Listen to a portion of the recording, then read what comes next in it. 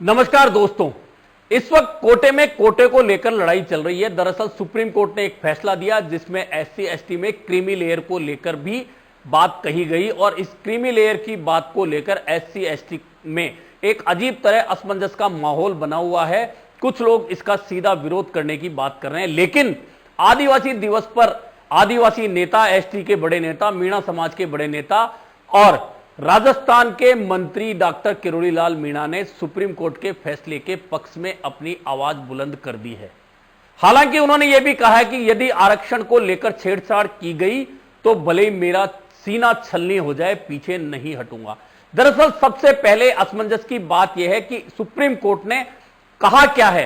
अब इस बारे में खुद डॉक्टर किरोड़ी लाल मीणा ने समझाया। मौका था आदिवासी दिवस का और नांगल प्यारीवास में 9 अगस्त को जो हमेशा एक प्रोग्राम होता है आदिवासी दिवस का, उस पर मौजूद थे डॉक्टर किरोड़ी लाल मीणा। डॉक्टर किरोड़ी लाल मीणा ने अपना राजनीतिक दर्द बताया, वहीं उन्होंने आरक्षण को लेकर भी बहुत सीधी सीधी बात की। उन्होंने कहा कि पेट में दर्द हो रहा है, कुछ लोगों को पहले समझना चाहिए कि आखिरकार सुप्रीम कोर्ट ने क्रीमी लेयर को या कोटे में कोटे को लेकर कहा क्या है। दरअसल किरोड़ी लाल मीणा ने बहुत स्पष्ट रूप से समझाया कि मैं डॉक्टर बन चुका, मैं सांसद बन चुका, मैं विधायक बन चुका, मैं मंत्री बन चुका, मेरे भाई आरएएस से आईएएस बन चुके, मेरा भतीजा विधायक है, हम लोगों को लाभ मिल चुका है। अब ऐसे में मेरे पड़ोस का अगर कोई भूखा है, गरीब है, जिसे लाभ नहीं मिल रहा, तो उसे लाभ मिलना चाहिए। बार बार मुझे ही लाभ क्यों मिले। सुप्रीम कोर्ट ने क्या कहा है कि डॉक्टर किरोड़ी लाल डॉक्टर बन गया, उसका भाई आरएएस से आईएएस बन गया, डॉक्टर किरोड़ी लाल एमएलए बन गया, एमपी बन गया, मंत्री बन गया, तो और का तो नंबर आना चाहिए कि नहीं आना चाहिए। इसी के साथ उन्होंने नाम लिया कि दर्द किसको हो रहा है। नमो नारायण मीणा को हो रहा है, हरीश को हो रहा है, मुरारी लाल को हो रहा है, रामकिशोर को हो रहा है, जसकौर को हो रहा है। अरे भाई, जिसका कुछ छिनेगा, जिसके हिस्से में से बंटवारा होगा, तो वह चिल्लाएगा जरूर। यह कहकर किरोड़ी लाल मीणा ने सुप्रीम कोर्ट के फैसले को समझाने का प्रयास किया कि जिन लोगों को फायदा मिल चुका है आरक्षण का, अब उन लोगों के बजाय पड़ोस के गरीब को फायदा मिलना चाहिए।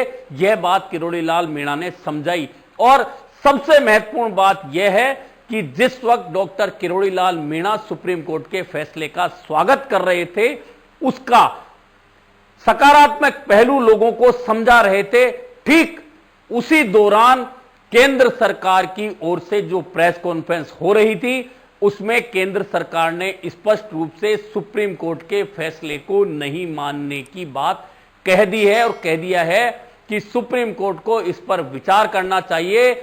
सरकार क्रीमी लेयर एससी एसटी में कोई फैसला नहीं लेने वाली है। यानी कि किरोड़ी लाल मीणा जिस फैसले को लेकर समर्थन जता रहे हैं, उसी फैसले पर केंद्र सरकार सुप्रीम कोर्ट के फैसले के खिलाफ अपना विरोध दर्ज करवा चुकी है। हालांकि किरोड़ी लाल मीणा ने यह भी कहा कि एक भ्रम फैलाया गया कि नरेंद्र मोदी आ जाएगा तो आरक्षण समाप्त कर देगा। अरे, नरेंद्र मोदी तीसरी बार आ गया, आरक्षण समाप्त नहीं हुआ। और यदि ऐसा होगा, आरक्षण से छेड़छाड़ होगी, तो किरोड़ी लाल मीणा मर जाएगा लेकिन पीछे नहीं हटेगा। यह कोटे में कोटे को लेकर किरोड़ी लाल मीणा ने समझाया। चुनाव से पहले लोग कहते थे कि मोदी आएगा तो आरक्षण खत्म कर देगा, मोदी तो आ गया। लेकिन मैं इस हाई कोर्ट में कह के जा रहा हूं, मोदी के रहते हुए डॉक्टर किरोड़ी लाल की जिम्मेदारी है कि आरक्षण के नाम पर पत्ता तक नहीं हिलने दूंगा। मेरी जिम्मेदारी। अब लोग क्या कह रहे हैं, अब विरोधी क्या कह रहे हैं, और सुप्रीम कोर्ट का फैसला हो गया, सुप्रीम कोर्ट का फैसला हो गया। ये तो बीजेपी करा रही है।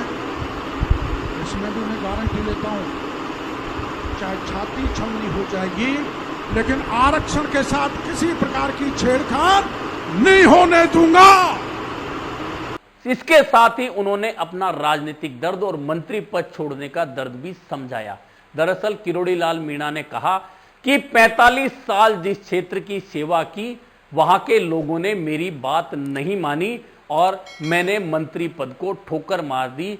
यह दर्द उन्होंने अपना बयां किया कि 45 साल से जिन लोगों की सेवा कर रहा हूं, जिन लोगों के बीच हूं, उन लोगों ने मेरी बात नहीं सुनी। दरअसल प्रतिज्ञा ली थी डॉक्टर किरोड़ी लाल मीणा ने लोकसभा चुनाव के दौरान कि प्रधानमंत्री ने मुझे 7 सीटों की पर्ची दी है, एक भी सीट हार गए तो मैं मंत्री पद छोड़ दूंगा, और उन्होंने मंत्री पद छोड़ दिया।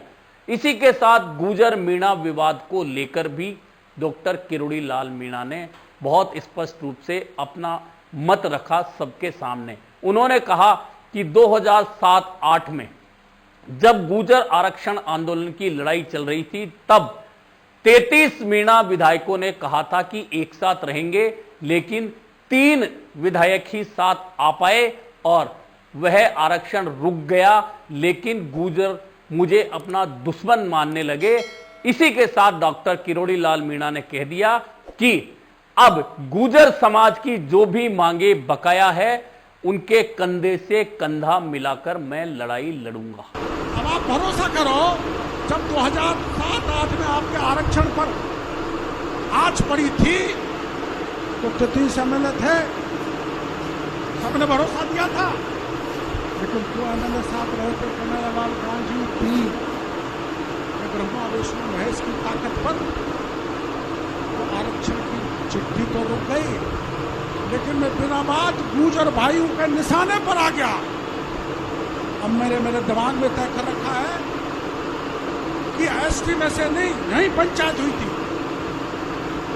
मैंने कहा था हमारे 12 बीघा की पार्टी है, 12%, एससी की 16 बीघा की पार्टी है, 16% है, और हमारे बगल में कोई गुर्जर खेत खरीदना चाहता है, लेना चाहता है, तो हमें कोई दिक्कत नहीं होनी चाहिए।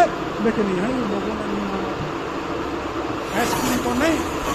गुर्जर समाज के जो मांग थी सरकारों ने पूरी नहीं की। मैं यहाँ पर जो उनकी मांग पेंडिंग रही है, उनके साथ कंधे से कंधे मिला के रहूंगा, चाहे मैं सरकार में हूँ। अब आपके आरक्षण पर किसी प्रकार से आप नहीं आने देंगे, इसका भरोसा मैं आप लोगों को देना चाहिए। दरअसल डॉक्टर किरोड़ी लाल मीणा अब उस दौर से गुजर रहे हैं जब उनके सामने बहुत ज्यादा रास्ते राजनीतिक रूप से नहीं बचे हुए हैं। निसंदेह वह मीणा समाज, खास तौर पर पूर्वी राजस्थान में पूरे एसटी समाज के सर्वमान्य नेता तो हैं, लेकिन ढलती उम्र और राजनीतिक परिस्थितियां अब डॉक्टर किरोड़ी लाल मीणा को उस तरह से आगे नहीं बढ़ने दे रही जिस तरह से वे आगे बढ़ने के लिए जाने जाते हैं। आपको भाजपा सरकार से पहले कांग्रेस सरकार के पिछले 5 साल याद रहे होंगे, जब अकेले डॉक्टर किरोड़ी लाल मीणा ऐसे शख्स थे जो सरकार के खिलाफ हर जगह मोर्चा खोल रहे थे। कहां वीरांगनाओं की बात हो, बेरोजगारों की बात हो, पेपर लीक की बात हो, कहीं लोकर में अवैध धन रखने की बात हो, कहीं थाने पे धरना देने की बात हो, कहीं किसी का मर्डर हो गया है वहां धरना देने की बात हो, तो सिर्फ एक चेहरा नजर आता था और वह था डॉक्टर किरोड़ी लाल मीणा का। उस दौरान विपक्ष में भाजपा थी, लेकिन भाजपा कहीं भी डॉक्टर किरोड़ी लाल मीणा की सहयोगी नहीं बनती थी। और जब चुनाव परिणाम आया 2023 का, तो अधिकांश लोगों को यह उम्मीद थी कि डॉक्टर किरोड़ी लाल मीणा भाजपा में मुख्यमंत्री पद के दावेदार हो सकते हैं, लेकिन ऐसा नहीं हो पाया। चलिए, उसके बाद में लोगों को उम्मीद थी कि वे उप मुख्यमंत्री बनेंगे, वे भी नहीं बन पाए। उसके बाद उम्मीद थी कि कम से कम कैबिनेट मंत्री के रूप में उन्हें बड़ा मंत्रालय तो मिलेगा, लेकिन वह भी नहीं मिला। और जो मंत्रालय दिए वह भी काट छांट के इतने कमजोर कर दिए गए जो ना तो डॉक्टर किरोड़ी लाल मीणा की शख्सियत से मैच कर रहे थे, ना उनके कद से मैच कर रहे थे। और निश्चित था कि डॉक्टर किरोड़ी लाल मीणा बहुत जल्दी कोई फैसला ले सकते हैं और लोकसभा चुनाव के परिणाम, शायद डॉक्टर किरोड़ी लाल मीणा पहले से यह सब कुछ समझ रहे थे, इसलिए उन्होंने प्रतिज्ञा ली कि 7 में से एक भी सीट हार गए तो मैं मंत्री पद छोड़ दूंगा, मुझे कहीं परवाह नहीं है। और उन्होंने मंत्री पद छोड़ दिया। दरअसल अब डॉक्टर किरोड़ी लाल मीणा का अगला कदम क्या होगा, यह अभी भी असमंजस का विषय है, क्योंकि भाजपा सरकार ने अभी तक उनके इस्तीफे के मंजूर करने की सूचना सार्वजनिक रूप से नहीं दी है कि क्या उनका इस्तीफा मंजूर हो गया है। यह भी नहीं बताया गया है कि उनका इस्तीफा मंजूर नहीं हुआ है।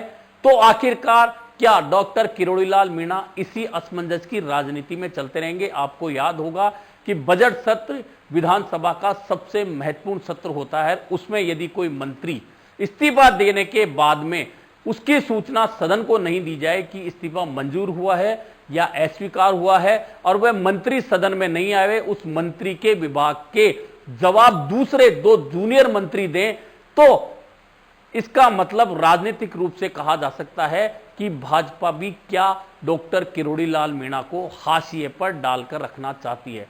दूसरी ओर डॉक्टर किरोड़ीलाल मीणा ने आदिवासी दिवस पर नांगल प्यारीवास के मीणा हाई कोर्ट के अंदर जो कहा, उसका मतलब विपक्षी विरोधी दल या कांग्रेस यह लगा रहे हैं कि कहीं ना कहीं किरोड़ीलाल मीणा का इशारा यह तो नहीं है कि दौसा और देवली उनियारा का जो उपचुनाव विधानसभा का होना है, जो 5 विधानसभा उपचुनाव होने, और उनमें से 2 सीटें मीणा बाहुल्य क्षेत्र की हैं, क्या डॉक्टर किरोड़ीलाल मीणा का यह कहना कि मैं सुप्रीम कोर्ट के फैसले के पक्ष में हूं, उन्होंने पक्ष में दलील भी दी और गरीब के पक्ष की बात की और यह भी कहा कि मेरी बात नहीं मानी गई तो मैंने मंत्री पद छोड़ दिया, कहीं ना कहीं इसे माना जा रहा है कि उन्होंने भाजपा के अंदर एक खलबली पैदा करने का काम कर दिया गया है कि यदि उनकी बात नहीं सुनी जा रही तो कहीं ना कहीं मीणा